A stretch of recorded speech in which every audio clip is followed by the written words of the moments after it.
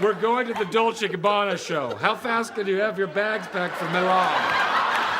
Welcome to MsMojo, and today we're counting down our picks for the craziest and most off-the-wall SNL sketches that were guaranteed to go off the rails. I'm still standing strong, because I always did it my way.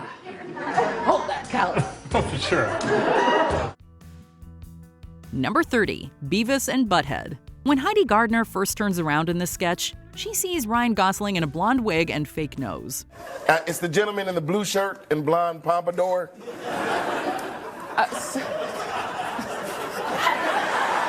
Sir?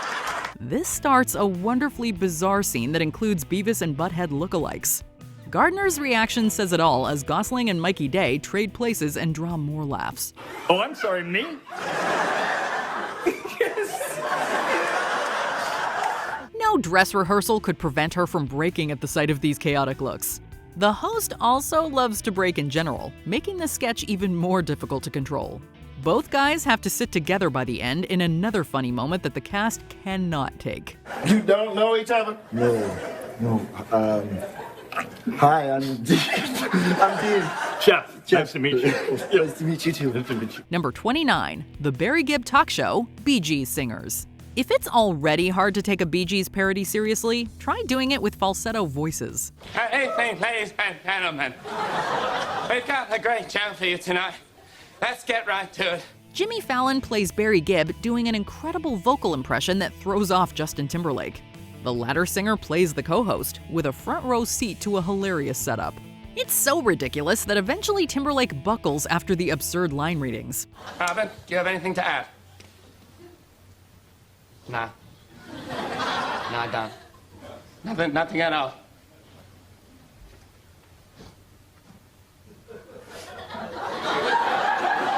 The whole concept is already funny enough, but Fallon's hyper performance really makes it even more unhinged. We're kind of surprised that the other performers can keep a straight face at all. It's no wonder they did this sketch so many times, setting up the pop star to laugh even more.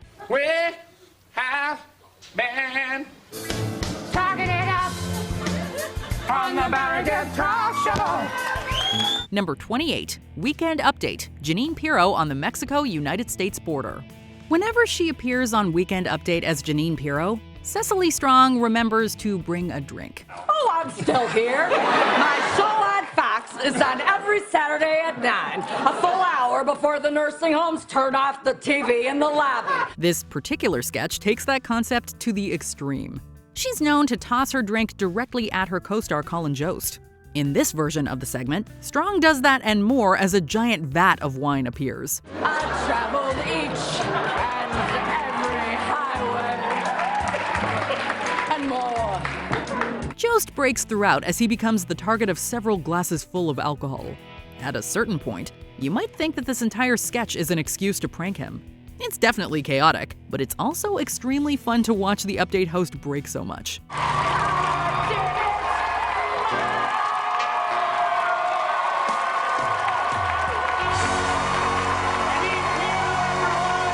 Number 27, New Girlfriend.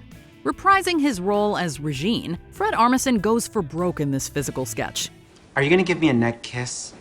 Watch what happens when I kiss her neck. Watch this. He plays the girlfriend of Jason Sudeikis' character and doesn't have a problem entering other people's personal space.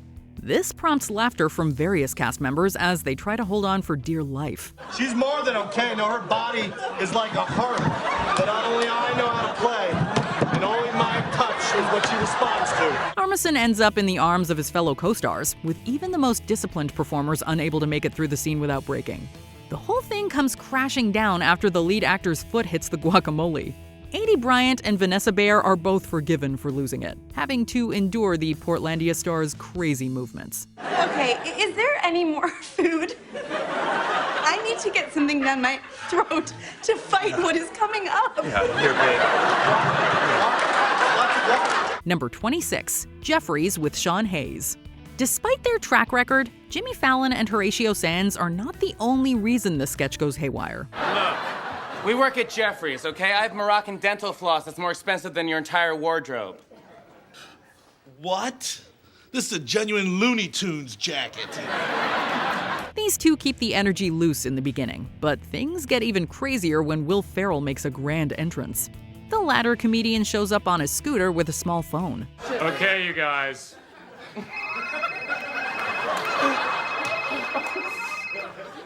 Hold on.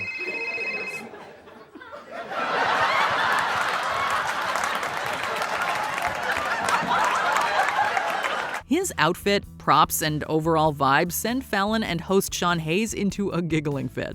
Ferrell doesn't stop laughing either as he goes deep into his oddball character. It's unclear if they could have ever done the scene without crumbling, with so many comedic variables operating at once. Allow us to engage the Concorde then. I wish they had something higher than first class. Please. Number 25, new military weapon. You can't completely control an animal in any situation. With that in mind, this idea makes for both chaos and unexpected moments in a sketch. Major, what am I looking at? Project Domino, Subject 119C, also known as Doghead Man. The government's newest weapon is a golden retriever, but in this scene, it's also a natural comedy generator. A dog with human hands is both entertaining and a ticking time bomb. Observe. And go, Doghead Man! Giving the canine a sandwich, the scene becomes even more volatile as the co-star chows down. Cecily Strong tries to keep her cool in the face of uncertainty, but Mikey Day stands in the danger zone. Most of the performers look a little worried, and that probably gives them another excuse to break character. Their hairy co-star does not always cooperate, causing a frenzy in the final minutes. Doghead Man!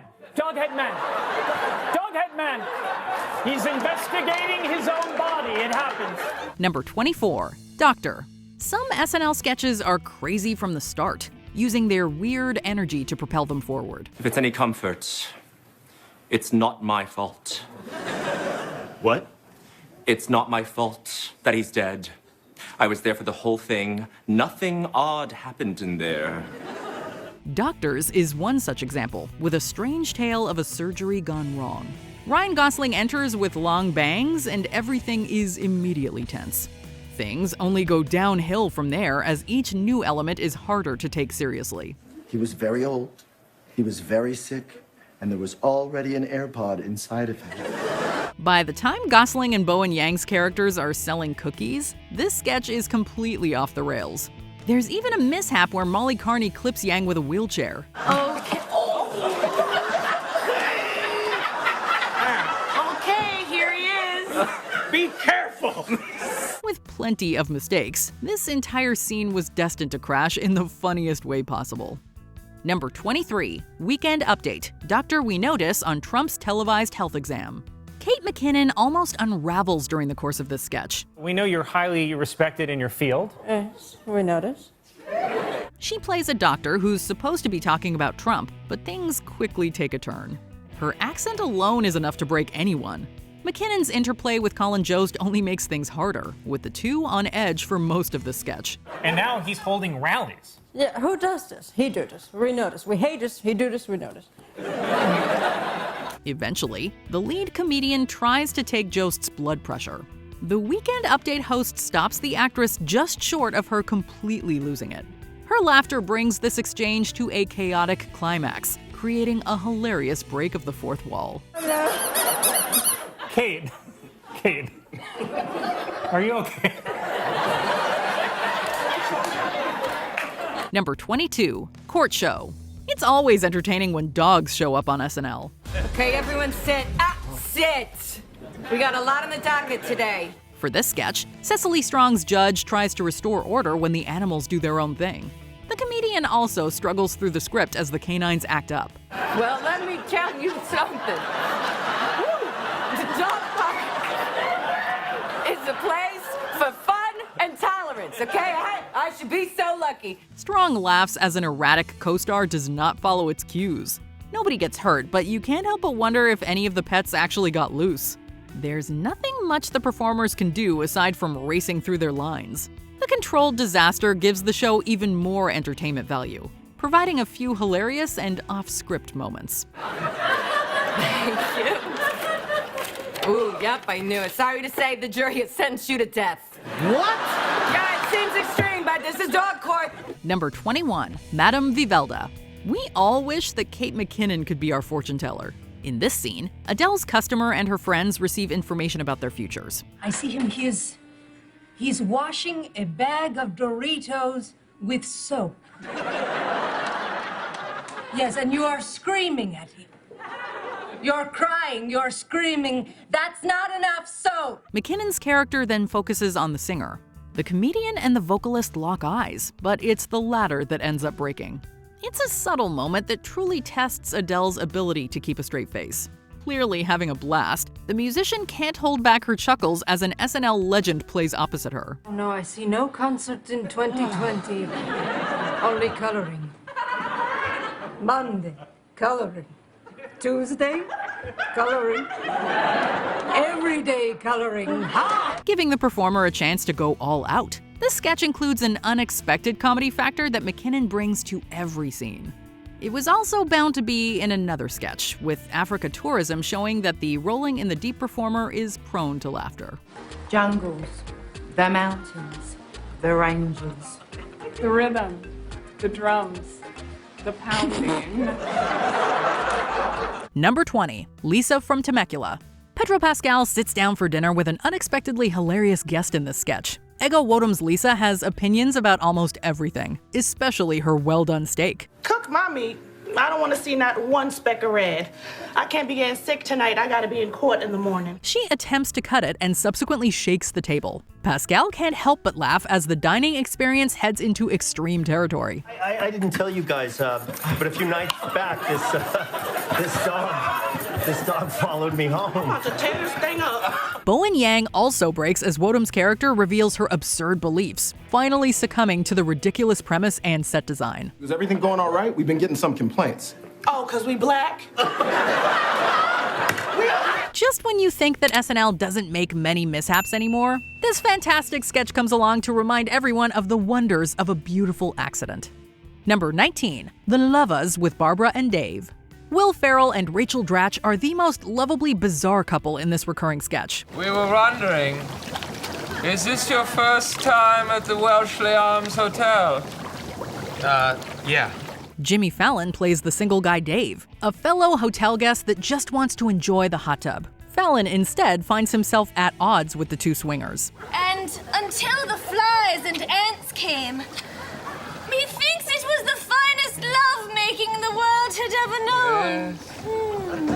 His reputation for breaking character continues in this sketch, which sees even Ferrell falling apart along with him. Drew Barrymore also steps in as a friend of the couple and barely escapes the scene without hiding a smile herself. David.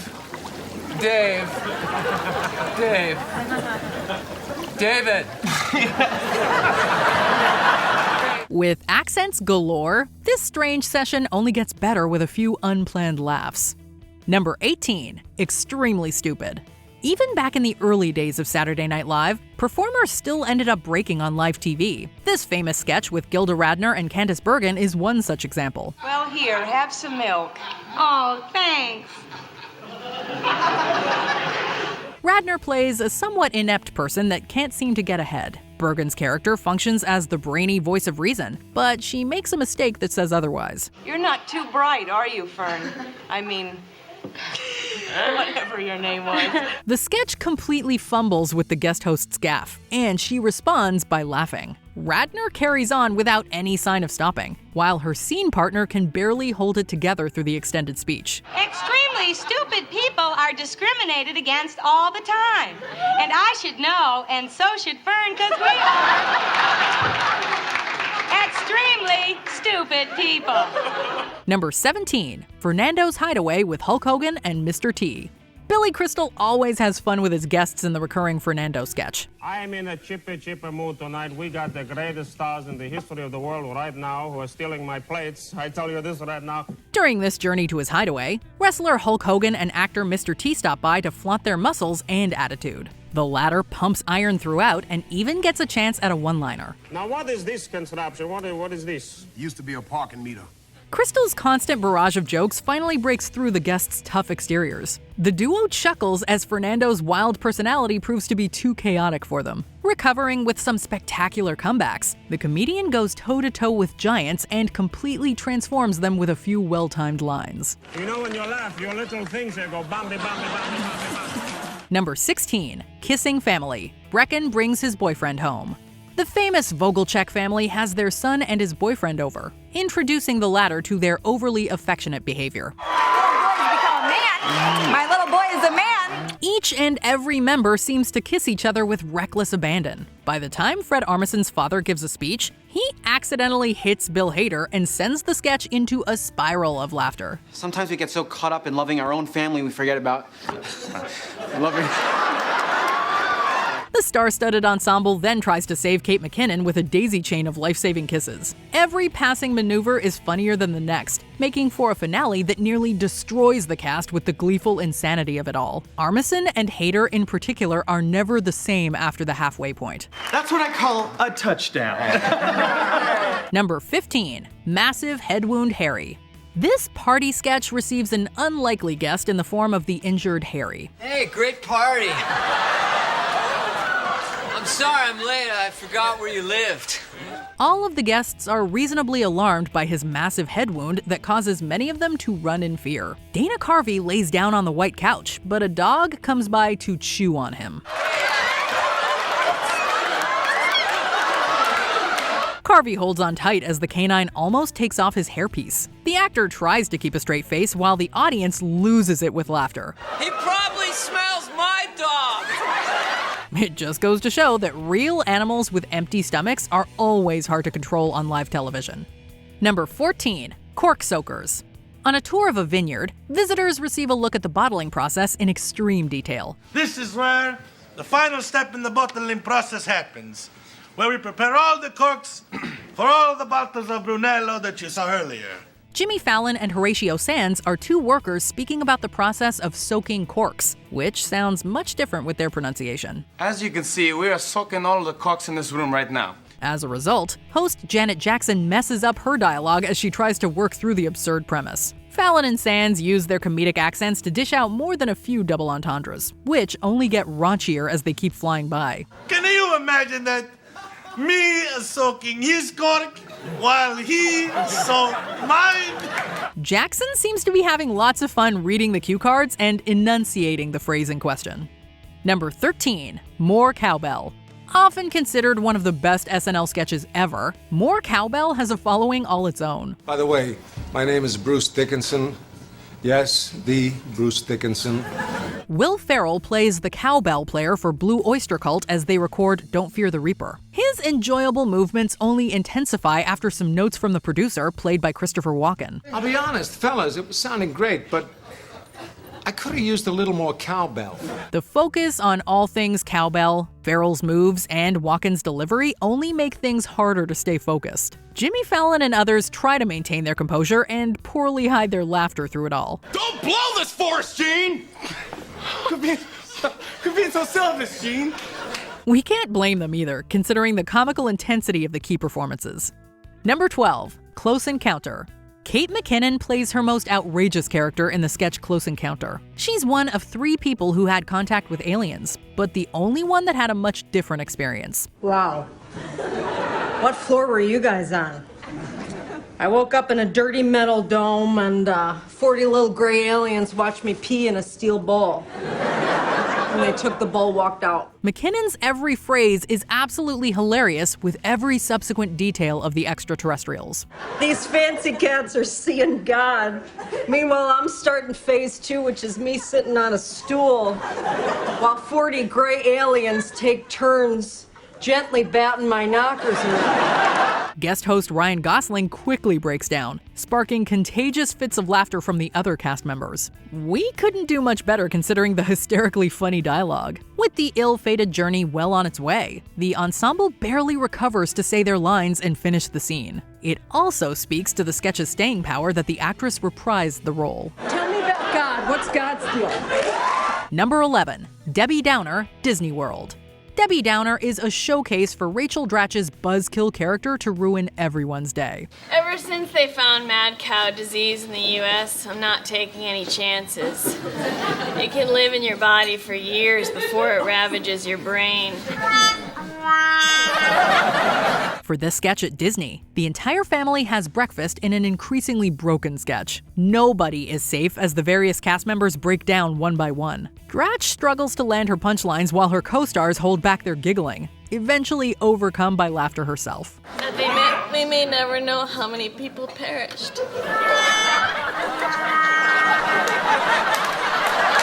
The chaos only makes the scene more enjoyable as the meal becomes bombarded by endless chuckling. By the time the lead actress has to say her big line, it is much funnier knowing that she can't even do it without cracking up. By the way, it's official.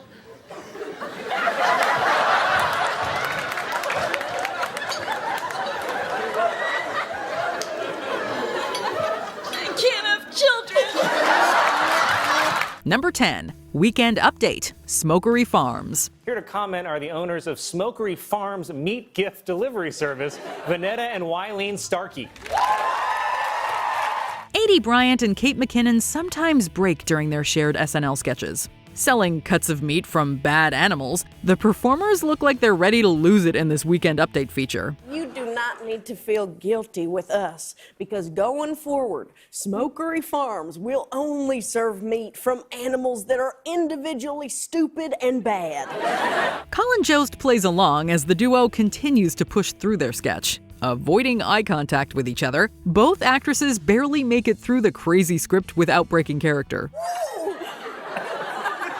And the scent is strong. Now, our veal cutlet, okay? Their prop basket of raw meat also throws them for a loop, as its pungent scent floods the set. Building off of the chaotic premise, the comedians have a field day with the writing and stumble through their remaining dialogue. Oh, yum! Yeah. Now, I gotta say that this, now what is it? You think this?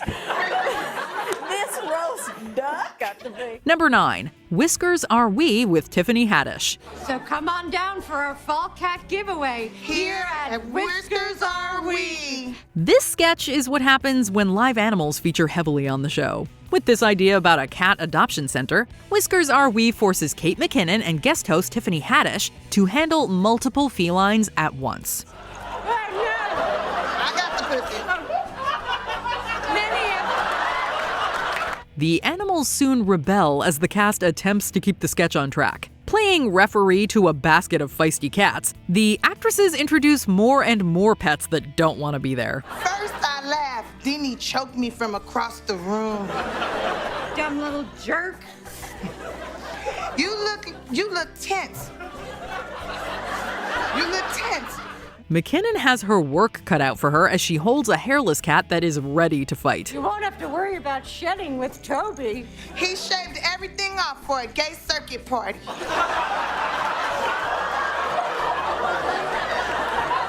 Despite the distractions, the two performers complete the piece without any injuries or major catastrophes. Number 8. The Californians. Stuart has cancer. I'm glad you came over, Devon. What, too?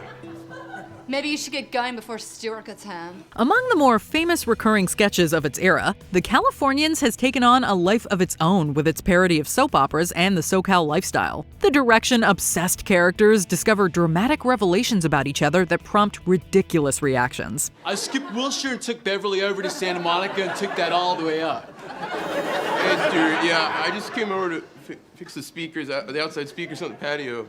I think they sound pretty good. Fred Armisen's wild delivery throws off Bill Hader almost instantly, with the latter unable to contain himself as Armisen and Kristen Wiig play their parts with complete gusto. Shit, get home! Get back on San Vicente, take it to the 10, then switch over to the 405 North and let it dump you out into Mulholland where you belong! By the time the Portlandia lead makes a toast, his on-screen friend almost breaks once more. I'd like to make a toast. Thank you, Aubrey, for bringing this wonderful California wine all the way from Santa Barbara County, California. You can only only imagine getting through a scene like this with some of the most brilliant comedic minds at the top of their game. Number 7. Dr. Beeman's office. Test results. No, there's no Mark here. My name? It's Mark. Will Ferrell leads this sketch as a doctor with questionable methods and a habit of taking long phone calls. He's looking at me right now. His big, sweaty, fat face, sucking in air like a dying fish. As absurd as they come, this scene features several characters that seem eager to sabotage it at any point. The appearance of Tim Meadows only makes things crazier as he dances. I'm sorry, there's absolutely nothing I can do for your son, but I can do the robot. While the couple awaits their child's test results, the doctor frequently says dialogue that's hilariously misplaced. Even Ferrell ends up laughing along with scene partner Molly Shannon in this meandering sketch. Truth is, we misplaced your baby.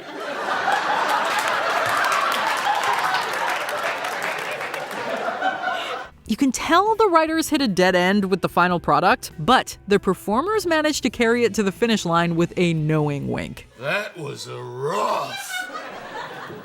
Number 6. Locker Room Pep Talk. Quarterback and guest host Peyton Manning joins a losing basketball team for this sketch. Hoping to rally his team in the locker room, Coach Will Forte dances to a supposedly inspiring track.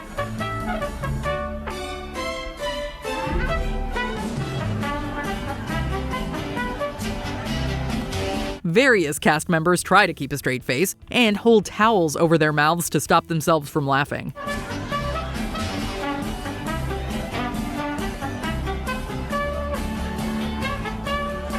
After some stellar moves, Manning joins Forte to dance along with him. I'm feeling it, Coach.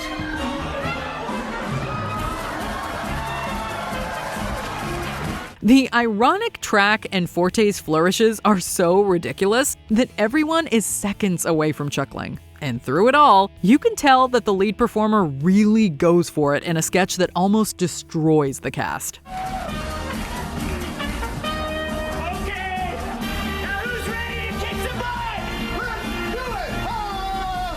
Number 5. Girlfriend's Game Night. In this sketch, Bill Hader plays an elderly man named Horace that joins his partner for a game night. Hi. Sorry we're late. It's been a chaotic week. Horace's sons are suing me again. Horace, where are you going? To the Chicago... Oh, Horace! Be careful! The awkward gathering seems to be going well until Cecily Strong has to sit on Horace's lap. Considering the wacky script and direction, it's only a matter of time before somebody loses control. Don't do that here. Hurry, it's a good one. Hader later backs up and is unable to see as he begins pushing the table behind him. You know what? No.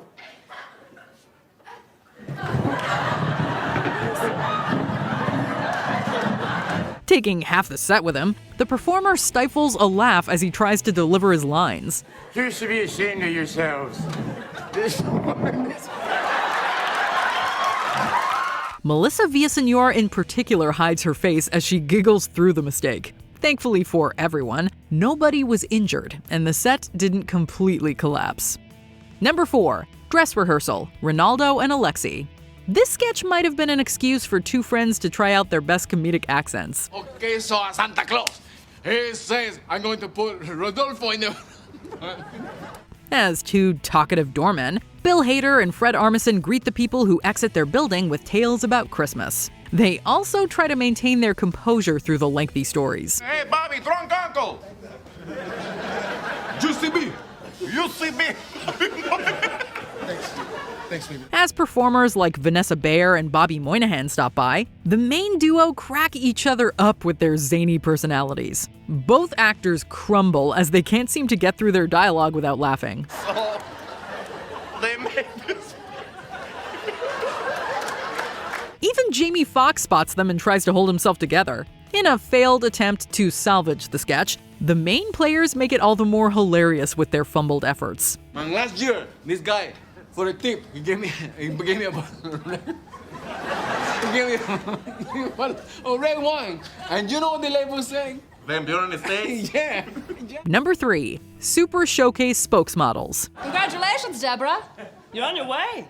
With two of the funniest performers in SNL history leading the way, this sketch is one of the best moments of both Kristen Wiig and Maya Rudolph's time on the show. Their two models reveal a list of game show prizes in a string of visual gags. It's a real all-in-one.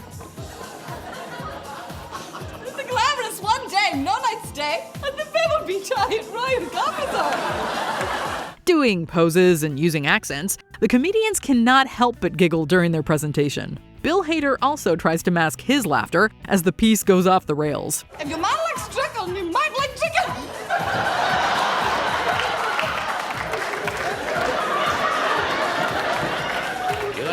You like chicken, Deborah? Showing off golf packages and chickens, there's no way any of the comedians could stay professional through this wacky scene. Along with fantastically funny stars at the helm, this sketch is so silly that it was bound to break down. Number 2, Matt Foley, Van Down by the River. All right, how's everybody? Good. There are few SNL characters as iconic as Chris Farley's Matt Foley. In one of the show's finest moments, Farley wreaks havoc in a family's basement. First off, I am 35 years old. I am divorced, and I live in a van down by the river. The entire scene works as a performance showcase that is so gloriously unhinged that nobody is completely ready for it. Getting up close and personal with co-stars David Spade and Christina Applegate, the loud motivational speaker is so crazy that it's impossible for them to keep a straight face. From what I've heard, you're using your paper not for writing, but for rolling doobies. You're gonna be doing a lot of doobie rolling when you're living in a van down by the river. The comedian even caps off the sketch by falling into a coffee table, showing the lengths he'll go to for a laugh. Oh, Matt's gonna be your shadow. Here's you, here's Matt. There's you, there. With the feeling that the entire cast could have broken down at any minute, there's an added layer of comedic tension in this classic sketch. Before we continue, be sure to subscribe to our channel and ring the bell to get notified about our latest videos. You have the option to be notified for occasional videos or all of them. If you're on your phone, make sure you go into your settings and switch on notifications. Number 1, Every Stefan. Hey, Stefan, are you okay? You seem different. I've had a weird few years. Okay. Yeah. Stefan is one of the most popular recurring characters in Weekend Update history, with every sketch revolving around a ridiculous list of New York clubs. Each explanation involves increasingly bizarre venues that Bill Hader already has a tough time delivering. But co-writer John Mulaney makes it harder by changing the script at the last minute. Well, they have a Jewish Dracula. Oh, what's his name? Sidney Applebaum. This ensures that Hader trips up during the live show because he has to read several lines for the first time. For a healthy snack, that'll be good, yep. Hit the bar and have some Frasians, raisins that look like Frasier. or try your luck with the human piñata. With that knowledge in mind, it's amazing that the performer can get through any of his performances. It's also easy to see why he chooses to keep covering his face throughout his appearances. Did we forget another chaotic SNL sketch? Let us know in the comments below. The one thing that we do know is that... No, we don't know. Do you agree with our picks? Check out this other recent clip from MsMojo. And be sure to subscribe and ring the bell to be notified about our latest videos.